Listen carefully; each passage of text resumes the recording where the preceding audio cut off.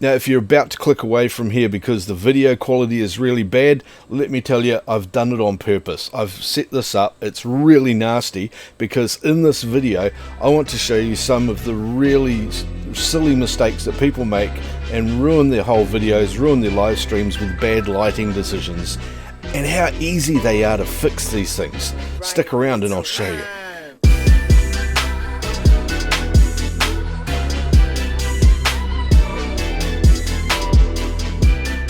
Hey guys, how's it going? Really good to see you again. I know you can barely see me, but stick it out. You'll see why I'm doing this awful thing to myself here. If you've got any comments or questions during the video, put them into the comment section below, please. I do read all of those and I will get back to as many of them as I can. Now, the camera I'm using here is actually a really good camera. It's the Logitech C922 webcam. A lot of people use this camera. It's full HD. It's got a lot of really great features on it, even though some of them are not my favorite, but it is very good. It's a webcam, not a cinema cam, and I'm a fussy bugger. And this camera is normally really good, but the reason that this sucks is I've got no light in front of me, lots of light behind me, and so many people do this, and they do it all the time, and it's so frustrating trying to get them to fix it. So I've made this video for, firstly, some of my friends online who really just need to pick up their game a little bit and they can make their videos so much better, but also everybody else who's starting out and is wondering why their video quality isn't working for them. It's really easy to fix, and I'm going to show you.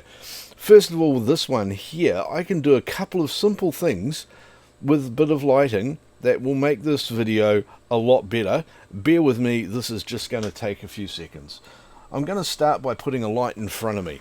Like I said, there's no light in front of me at the moment and only light behind me, and this happens a lot when people have a bright window or something behind them, or a light that's hanging from the middle of the room and they're sitting up against one wall, so that light dangling from the ceiling is behind their head and their whole face is in shadow. That's a bad thing. And a lot of contrasty heavy light behind them. If you've got a window up here, I've got this light shining on a door to emulate that. Turn that off. Hey look, there's texture in the door now. It's not blowing away the camera behind me. And that means that suddenly I'm happy to just turn on a couple more ambient lights around the room. And I'm going to change the settings on my camera just a little bit, because I can now adjust the contrast, and I can adjust the exposure a little bit, and very, very simple stuff. And there you go, this is the video quality, and all I've done is I've taken the light from behind me and put it in front of me, and then suddenly you can see me again. Now, this is not my usual Sony a7S II quality video, because this thing's got a lens on it which is like, you know, that big. It's nothing. It's like a 4mm lens. It's the same size as your cell phone camera, and this goes for cell phone cameras and things like that as well. So you can see how quickly we can take something that was really nasty, like I had before, and into something that's far more presentable on the internet, and a little thing that can make your video a hell of a lot better. I'm going to show you some of the other real-world scenarios and draw you some pictures over on the other desk over there with good lighting and good quality video and everything like that. And I'll show you those, some real-world scenarios and what these people can do to fix these things up. And I can promise you guys that if you follow what I've got in this video, you'll get people staying far longer, because they won't be trying to put up with this bad video, and you'll get much better attention, more watch time, more views, and your video and your channel are just going to do so much better. Let's pop over to the other desk now and put some real lighting on, and I'll show you some really good drawings on how you can fix up some real basic lighting problems real easy. Alright, and here I am back in front of a good quality camera again, with proper studio lighting. You really can't beat that, but it's not absolutely necessary. It's just something you get eventually over time. Anyway, I'm going to show you 3 different scenarios now where bad lighting can be very easily repaired, either just with a simple movement or a small piece of equipment or something like that.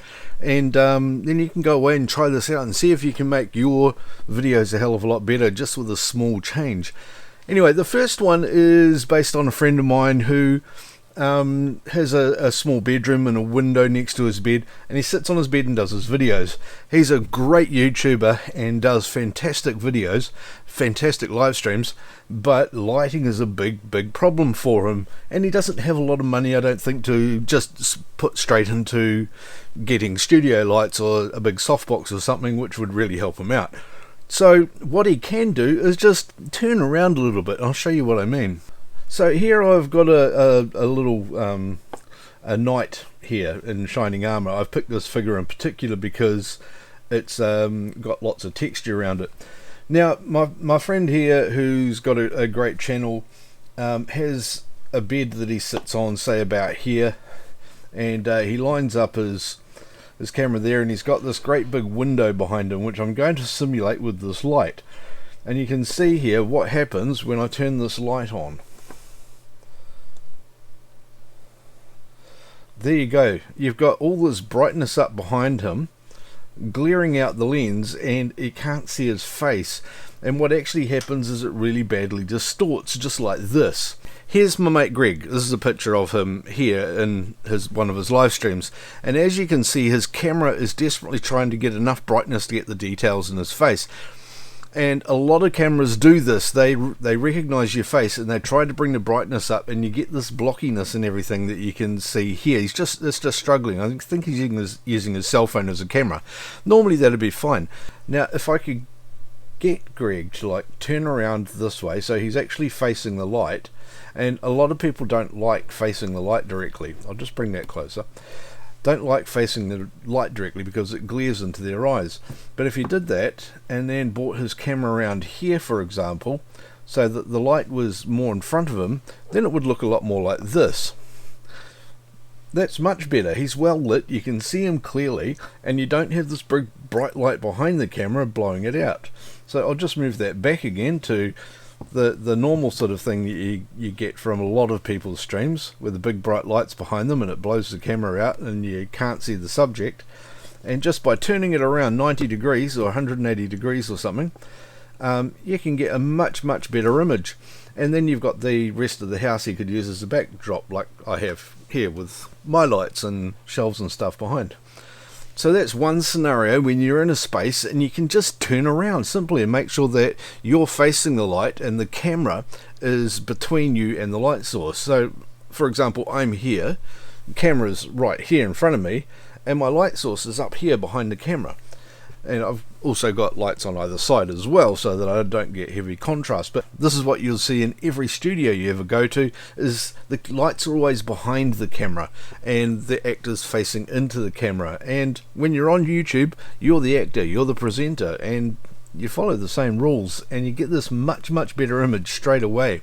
Now for the second scenario is quite a common one as well, where people have a desk that's up against the wall. Where I'm sitting here, I've got my desk and I'm facing into a big open room, and in that room I've got my lights around, and that's cool, and I've got my camera up behind the desk.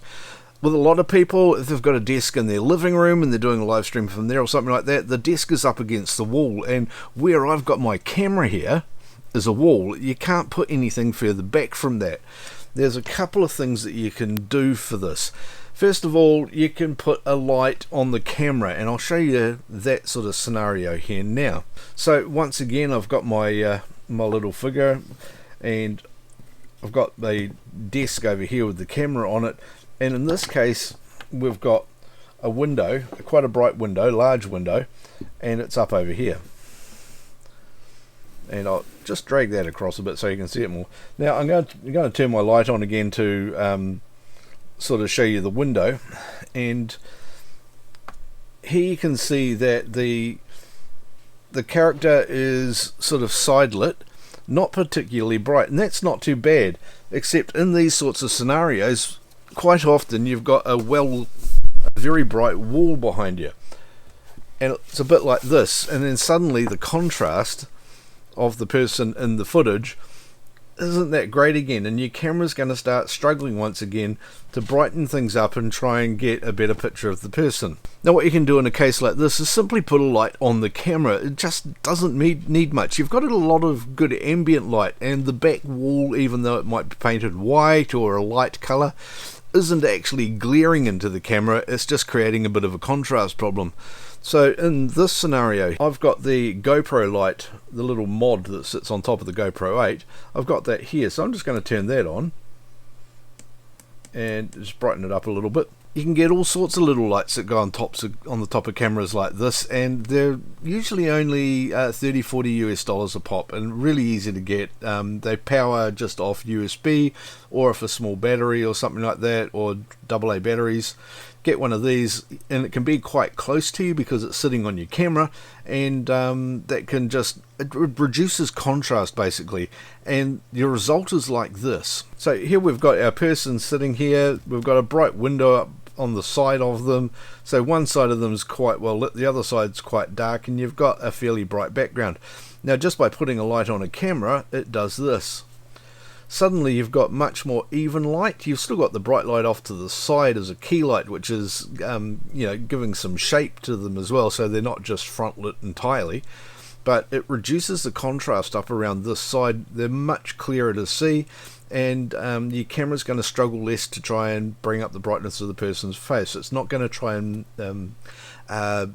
put more gain into the image basically, and be much more enjoyable for people to watch. So that's basically this setup. It's a two light setup. One light is actually your window, that's over here. Your second light is a small camera light that you can put on your camera, which is just used to bring up the brightness and the shadows over this side, so that you're not getting a really punched out contrasty image. The third scenario I want to show you is one that's all too common, and that's where somebody's shooting at a kitchen table or something like that, which is off to one side in the room, and you're lit by a light on the ceiling. There's two problems that this causes. One, if the walls in your room are green or a yellowy colour or a creamy colour or something like that, you're going to get bad light colour reflected off it. That happens a lot, and it's going to make you look green in your footage and all that sort of thing. You can see that here with Jerry. Jerry's a mate of mine. He's in Manila, and he does great vlogs and grow streams, and some really great chats with him. He's online just about every day, and he's learning the ropes, and he's growing really well. But when he's using this camera, he just looks green. It's a really weird colour, and the reason that's happening is this. Jerry's sitting at his table, and he's got his camera or cell phone in front of him. He switches between a couple of devices, and he's got a light on the ceiling above him, and I'm just going to use this light here to show you how that works. So quite often there's a light suspended above you in your room, and in an ideal world it would be slightly ahead of you so that you'd be fairly well lit, even though it's from above and you get some weird shadowing. But more often than not, the light is slightly behind, and what you do is you end up with the back of the person's head lit up, and the shoulders and everything that you can see around here are all lit up, but the front of the face and everything is all shadowed, and it's very flat. There's not much shape in it, and it's not very contrasty. Now there are two things that you can do to help resolve this. The first thing you can do is actually move yourself backwards and move your camera backwards and your table or whatever you're on, so that the light is now in front of you, and as you can see, suddenly you're a lot better lit. So basically just moving the things around in the room to suit where the fixed lighting is. When you don't have portable lights that you can move around and get into the right place, move the room around instead. Once again, you can just use a camera light like the one I've got here, and once again I'll just turn that on quickly. And you can see straight away that even though the backlight is still giving more light from behind, suddenly with this front light we've got a bit more shape and a lot lower contrast, so your camera's going to struggle less. And here's the difference. If I just cover that light over and then let it go, you can see that suddenly there's a lot of difference in here. An alternative option to that, of course, is instead of putting the light on the camera, you can just sort of put it a foot or something off to the side, or even get two small lights like these ones and just sort of have one up each side of you like this a little bit, so you know, out to the side a bit more at 45 degrees each, and that will give you some shape. Usually if you're going to do that, have one brighter than the other. If you've got a white wall or a reflector or something, you can also put a brighter light up behind you and reflect it off a large white surface, and that will give you a very even flat kind of lighting as well. If you can imagine, we've got our actor here and we've got a camera here, and you've got a big wall behind the camera that is, I'm just going to use this big white sheet of paper here, and you've got shadow because the light in the room is from behind the actor, behind where you are. So what I can do here is, by having a big white wall here, I could get a really bright light and turn that on, and then bounce that light off the wall or get a reflector or something, and that can be angled in all sorts of different places to give you different effects.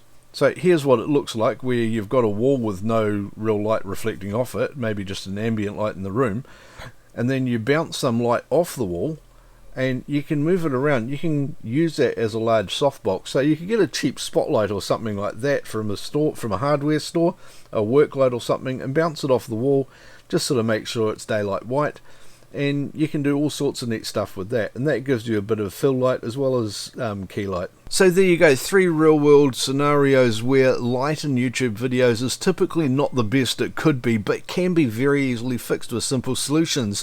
Whether you just turn yourself around, whether you get a small cheap light to put on your camera, or maybe get a couple of lights or a big bright light and bounce it off a white wall. Don't bounce it off a coloured wall, that will go all wrong. A white wall is great. Just put a white sheet up on the wall, or get a large whiteboard or something, a whiteboard from a stationery store, cheap as anything.